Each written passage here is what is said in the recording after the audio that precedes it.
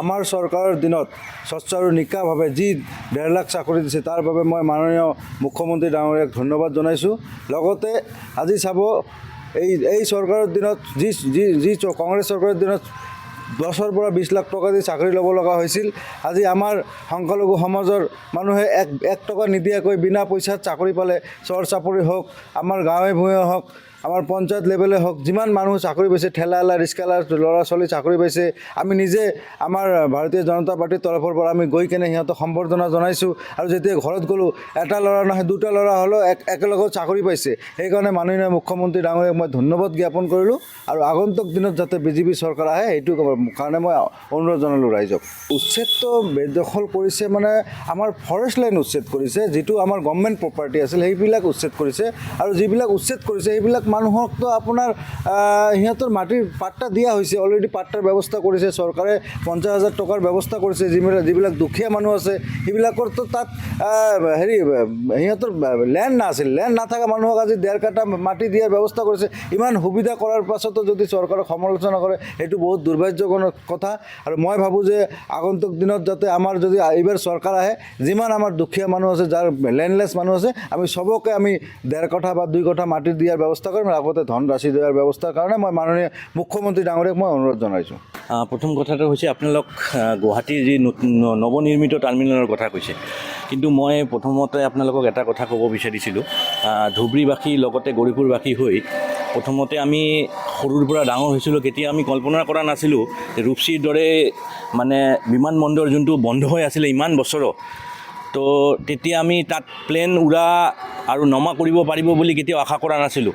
লগতে এই সৌভাগ্যটো কেতিয়া হ'ব যে ৰূপসীৰ পৰা আমি গুৱাহাটীলৈ উৰা মাৰিব পাৰিম, কলকাতালৈ উৰা মাৰিব পাৰিম। তো এইটো একমাত্ৰ বিজেপি চৰকাৰৰ কাৰণে হৈছে। বেলেগ অকল আপুনি এয়াৰৱেজৰ কথা নহয়, ৰোডৱেজৰ কথা কওক বা আপুনি যিমান ৱাটাৰৱেজৰ কথা কওক, বিভিন্ন ধৰণৰ উন্নতিকৰণ এই চৰকাৰৰ দিনত হৈছিলে। লগতে যোনটো গুৱাহাটীৰ টাৰ্মিনেলৰ বিশেষকৈ আপুনি কোৱেশ্যনটো যোনটো সুধিছে, সেইটো বিশ্বমানৰ তথা সন্মানীয় দেশৰ প্ৰধানমন্ত্ৰী নৰেন্দ্ৰ মোদী ডাঙৰীয়া নিজে আহি উদ্বোধনী কৰিছে, আপোনালোক জানে।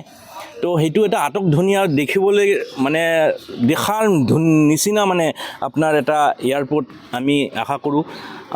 আমি নৰ্থ ইষ্টবাসী হিচাপে আমি গৰ্ব অনুভৱ কৰোঁ যে এনেকুৱা এটা টাৰ্মিনেল আমাক সন্মানীয় হিমন্ত বিশ্ব শৰ্মাদেৱৰ নেতৃত্ব চৰকাৰে আমাক উপহাৰ দিছে। আমি সঁচাকৈ নিজকে ভাগ্যৱান বুলি ভাবোঁ। APC যোনটো কেলেংকাৰী হৈছিলে সেইটোতো আমি দেখিবলৈ পাইছিলোঁ।